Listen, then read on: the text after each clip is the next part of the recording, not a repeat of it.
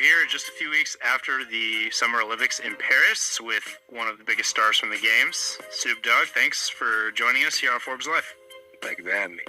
It seems from the outside, that kind of the public perception, the public image of Snoop Dogg has changed, obviously, over the past 30 years. What I'm curious about is, was there intentional effort put into that, or do you feel like kind of the world changed around you?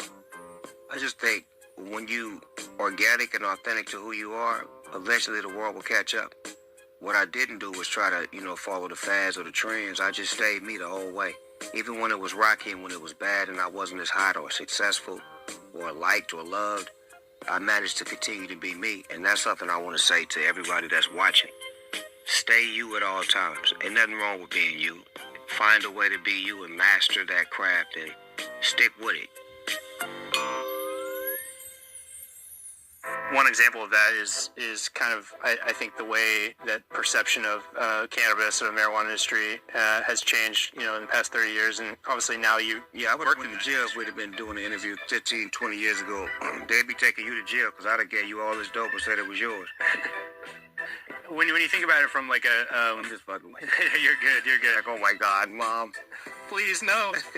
When you think about it from like a business perspective, to now be someone that works in that field, that is making money in that field, I guess, like, how do you process kind of, that change over 30 years? Well, I wasn't here when Prohibition happened and alcohol was illegal, that it became legal, but I look at it as the same sport.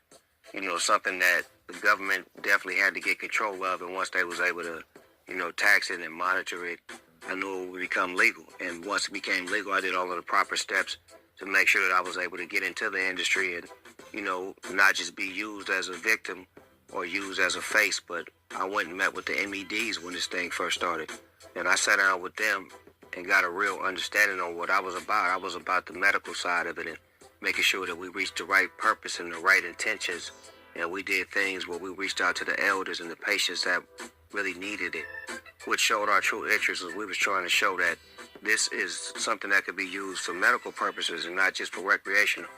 And once the business, became the business, I was looked at as someone who really cared rather than just try to come in and steal money because I was an advocate. No, I really cared because I have family members that really need this and needed this to survive, and they was dealing with cancer and dealing with certain diseases, and this got them through. So I wanted to be a voice for it, and that was the best way I could do it. A lot of artists kind of have that wide appeal. Why do you think that you're able to appeal to all different kinds of folks? Well, I got something for everybody.